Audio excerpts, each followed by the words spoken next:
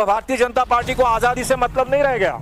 उस समय भी मतलब नहीं था आजादी का आंदोलन के दौर में। इनके पूरे पूर्वज उसके आंदोलन के खिलाफ खड़े थे, अंग्रेजों के साथ खड़े थे। कैसे अपराधी आराम से आते हैं और बिल्कुल वो पहलगाम वाले स्टाइल में आते हैं, गोली चलाते हैं और चले जाते हैं। चुनाव आयोग की नजर में उनके भूत को राहुल गांधी जी मिले हैं, बात की है, लेकर आए हैं कि हम जिंदा हैं, लेकिन चुनाव आयोग ने हमें मृत घोषित कर दिया है। सीसीटीवी फुटेज सबूत रखे नहीं जाएंगे, 45 दिन में नष्ट कर दिए जाएंगे। क्यों? क्योंकि किसी को बचा रहे हो। कौन है वो चोर है। वो नीचे बड़ा सांप्रदायिक प्रचार चला दिया गया था कि आप लोगों को परेशान होने की कोई जरूरत नहीं है। ये सब घुसपैठियों को बाहर निकालने के लिए, ये बांग्लादेशियों को भगाने के लिए किया जा रहा है। आपको परेशान होने की कोई जरूरत नहीं है। लेकिन अभी जब 65 लाख लोगों की सूची आई तब लोगों ने देखा कि एक भी उसमें बांग्लादेशी नहीं है। हमारी जीत है कि मुंह खोलना पड़ा चुनाव आयोग को, अलग बात है खुद ही गिर गया। आज वो आजादी और आजादी से निकला संविधान ये जब खतरे में है तो हमें उसी तरह लड़ना पड़ेगा जैसे आजादी के दौर में लोग लड़े थे। आप लोग पिछले 3 दिन से इस यात्रा को नजदीक से देख रहे हैं, तो मेरे ख्याल से सभी को एक बात तो बिल्कुल साफ दिख रही है कि इस यात्रा के साथ बिहार की बहुत बड़ी उम्मीद जुड़ गई है। इस दौर में लोगों के सामने 2 सवाल है। एक तो सामने चुनाव है और ये चुनाव बिहार में बिल्कुल बदलाव वाला चुनाव है। मैं आपको इस इलाके के बारे में थोड़ा बताऊं कि जिस नवादा में हम लोग अभी हैं, पिछले साल अक्टूबर महीने में इसी नवादा से हमने पटना तक एक 13 दिन की पदयात्रा की थी, 260 किलोमीटर। और उससे ठीक पहले सितंबर महीने में इसी नवादा के कृष्णनगर में एक दलित बस्ती को आग लगा करके दलितों को बेदखल जमीन से करने की कोशिश की गई है।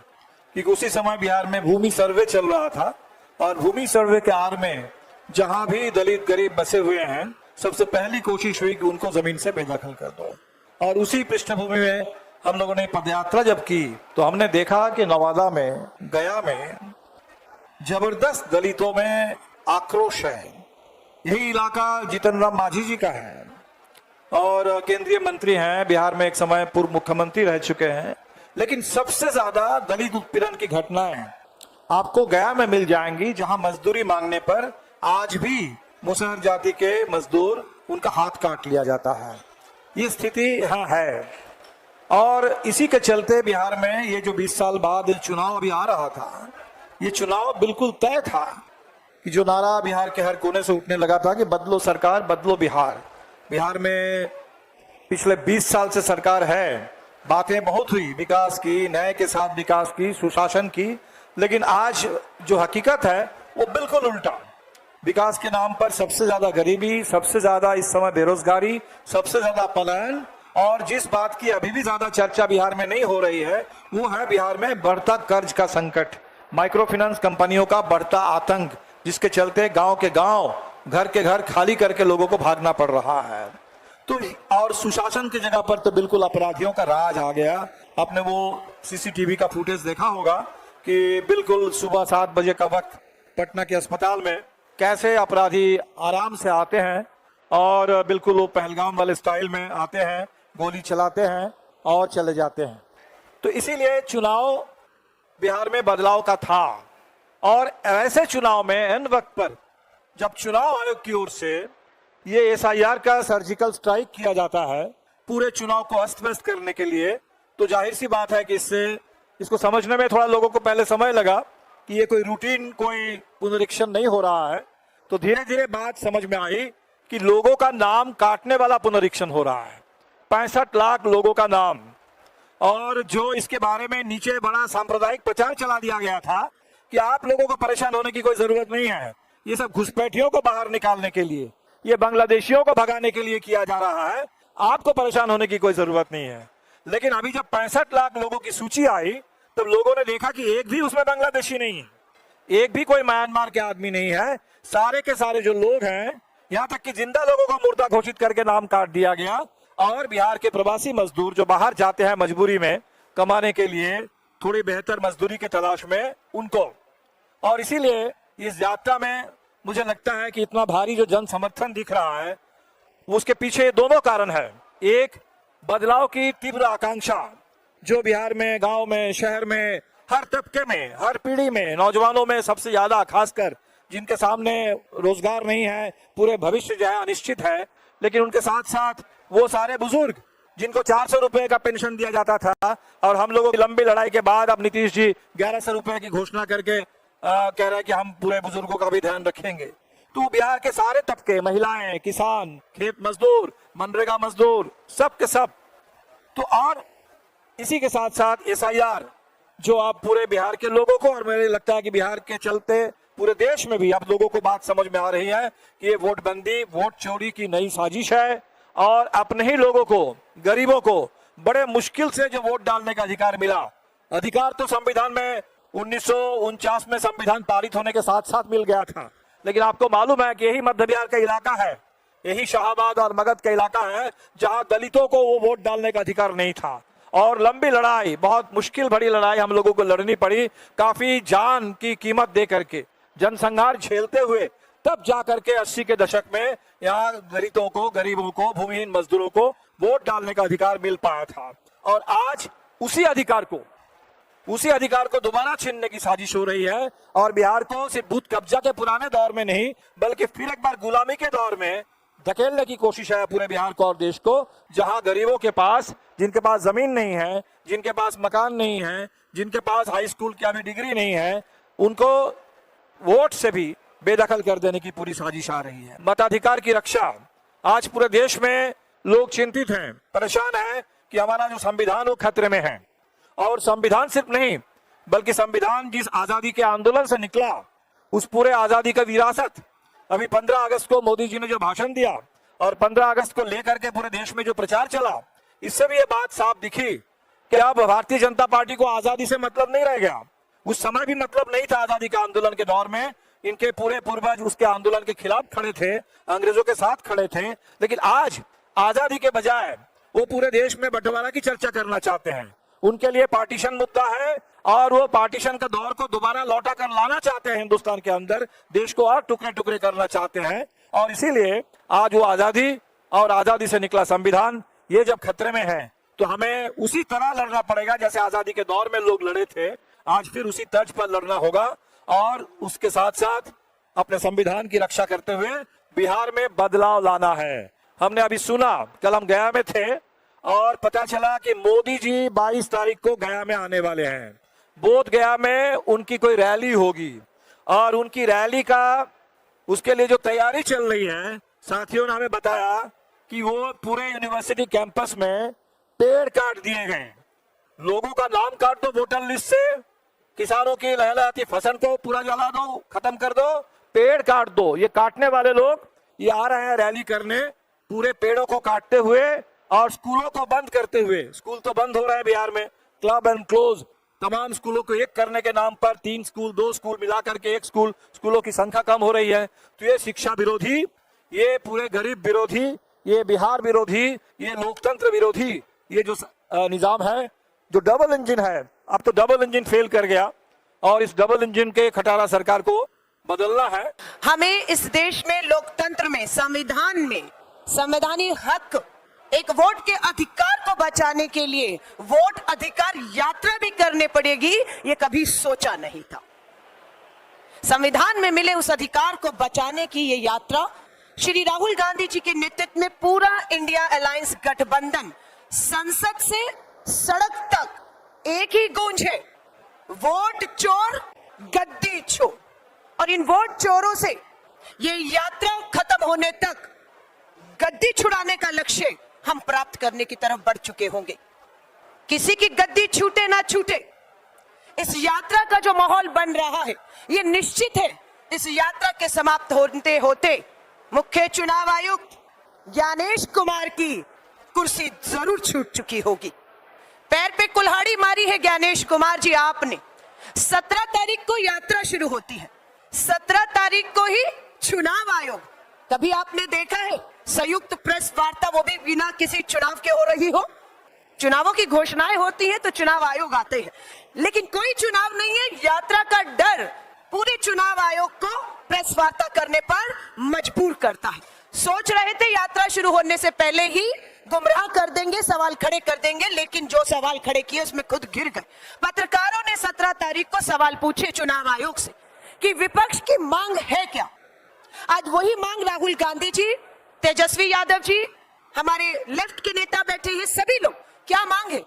पहली मांग, इलेक्ट्रॉनिक वोटर लिस्ट सार्वजनिक कर दीजिए।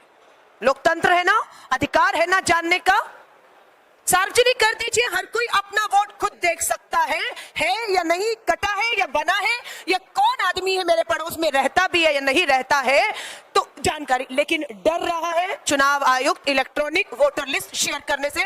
हमारी ये मांग। दूसरी मांग हमारी क्या है? दूसरी मांग है सबूत, सीसीटीवी फुटेज सबूत जो है, जहां वोट होता है, मतदाता हजारों, लाखों, करोड़ों की संख्या में लाइनों में लगते हैं, महिला भी वही लगती है लाइन में, पुरुष भी वही लगता है, और सीसीटीवी फुटेज में सारी मतदान प्रक्रिया दर्ज होती है। हम उसे कहते हैं सार्वजनिक करिए। चुनाव आयोग डर जाता है और नियम बदल देता है। क्या नियम बदले कि अब सीसीटीवी फुटेज सबूत रखे नहीं जाएंगे, 45 दिन में नष्ट कर दिए जाएंगे। क्यों? क्योंकि किसी को बचा रहे हो। कौन है वो? वोट चोर है, वो चोरी की सरकार है और मुंह पे कह रहे हैं। संसद में आज देखिए, मल्लिकार्जुन खड़गे साहब, प्रियंका गांधी जी, सोनिया गांधी जी, अखिलेश यादव जी, लेफ्ट के नेता, सारे नेता पूरी संसद में बिहार में एसआईआर की जो घोषणा की, मात्र चुनाव से कुछ महीने पहले 8 करोड़ मतदाताओं की गिनती, 65 लाख कट गई, 20 लाख मृत घोषित कर दिए गए मात्र 1 महीने के अंदर। राहुल गांधी जी कल इसी, आज तीसरा दिन है इस यात्रा का, और यात्रा का आप हजूम पूरे देश, पूरे बिहार में देख रहे हैं। उन्हीं मृत लोगों को, मृत लोग नहीं कहूंगी, चुनाव आयोग के मुताबिक मृत मतदाताओं को, और कहें तो उनके भूत को, चुनाव आयोग की नजर में उनके भूत को राहुल गांधी जी मिले हैं, बात की है, लेकर आए हैं कि हम जिंदा हैं, लेकिन चुनाव आयोग ने हमें मृत घोषित कर दिया है। इस यात्रा का असर क्या होगा, सवाल ये उठता है। क्या फर्क पड़ेगा, क्या असर होगा? असर तो यात्रा 17 तारीख को हुई। पहला असर यह हुआ कि चुनाव आयुक्त को भाजपा ने अपना प्रवक्ता बनाकर इस यात्रा की पूरी तरह से उसे विफल करने के लिए प्रेस कॉन्फ्रेंस करने को कहा। हमारी जीत है कि मुंह खोलना पड़ा चुनाव आयोग को, अलग बात है खुद ही गिर गया। दूसरी जीत क्या है? दूसरी जीत हमारी यह है कि 65 लाख मतदाताओं के नाम ये जारी नहीं कर रहे थे। इस यात्रा की घोषणा के बाद, सुप्रीम कोर्ट के फटकार और दबाव के बाद, चुनाव आयोग को 65 लाख मतदाताओं की जिनके वोट कटे उसकी जानकारी को सार्वजनिक करना पड़ रहा है। ये हमारी दूसरी जीत है। तीसरी जीत भी हमारी होगी, ये सीसीटीवी फुटेज हम नष्ट नहीं होने देंगे। राहुल गांधी जी को डराने वाले हैं और राहुल गांधी जी कह रहे हैं रिटायर हो जाओगे, नौकरी की पूरी हो जाएगी, हो सकता है राज्यसभा में चले जाओ, हो सकता है केंद्रीय मंत्री बन जाओ, लेकिन पीछा नहीं छोड़ेंगे लोकतंत्र के एक एक वोट के अधिकार को चोर करके अगर आप सत्ता बनवाने का करोगे तो राहुल गांधी जी डर नहीं रहे, लोगों के बीच में जा रहे हैं। मैं एक चीज आपके माध्यम से, मीडिया के माध्यम से बिहार और देश के लोगों के सामने भी रखना चाहती हूँ। आपको मालूम है चुनाव आयुक्त की नियुक्ति पहले केंद्र सरकार करती थी, 2 लोग नुमाइंदे केंद्र और एक नेता विपक्ष, 2:1 से फैसला होता था, जो सत्ता चाहेगी वो चुनाव आयुक्त हो जाता था और मोहरा बन रहा था। उसके बाद सुप्रीम कोर्ट का आदेश आया कि अब सुप्रीम कोर्ट का मुख्य न्यायाधीश देश के प्रधानमंत्री और नेता विपक्ष मुख्य चुनाव आयुक्त की नियुक्ति करेंगे। डर गई केंद्र की भाजपा, चोरी के वोट से बनी सरकार, क्या किया? फैसला पलट दिया, मुख्य न्यायाधीश को चयन प्रक्रिया से बाहर कर दिया। यहां इनकी चोरी एक बार फिर से पकड़ी गई। हम आज भी मांग करते हैं कि मुख्य न्यायाधीश, प्रधानमंत्री, नेता विपक्ष जब तक मिलकर मुख्य चुनाव आयुक्त की नियुक्ति नहीं करेंगे, इस चुनाव आयुक्त ये इसी तरह वोट की चोरियां करवाता रहेगा। ये पूरी यात्रा का मात्र एक मकसद है, महिला हूं इसलिए कहूंगी, चुनाव आयोग ने बड़ी आसानी से कायरता दिखाते हुए महिलाओं के पीछे छुपे, क्योंकि महिला परिवार कोई नहीं करता, जो बहादुर है वो महिला परिवार नहीं करता है। इसलिए चुनाव आयोग को पता था महिला की आड़ में छुप जाता हूं, बच जाऊंगा। क्या कहा? अरे मां, बहन, बेटियों की, महिला मतदाताओं की सीसीटीवी फुटेज में जानकारियां हैं। अरे कौन सी गोपनीय जानकारी है? कौन से माफी चाहूंगी निजी पलों की बात कर रहे हैं, कौन सी उसके घर की और कमरे की बात है। सार्वजनिक लाइनों में लगकर वोट डाला है, हाँ उसको हक है कि उसका वोट सीसीटीवी फुटेज में दर्ज हुआ था, मैं गई थी, डाला था, या मेरा कोई वोट डाल कर गया था, मैं नहीं थी, मेरा वोट डला हुआ है, उसे जानने का हक है। तो चुनाव आयुक्त को कहूंगे इतनी कायरता, इतनी बेशर्मी, ज्ञानेश कुमार जी मत दिखाइए। महिला कांग्रेस की राष्ट्रीय अध्यक्ष हूं, पूरी यात्रा में महिलाओं से ही संवाद करने की जिम्मेदारी है मेरी।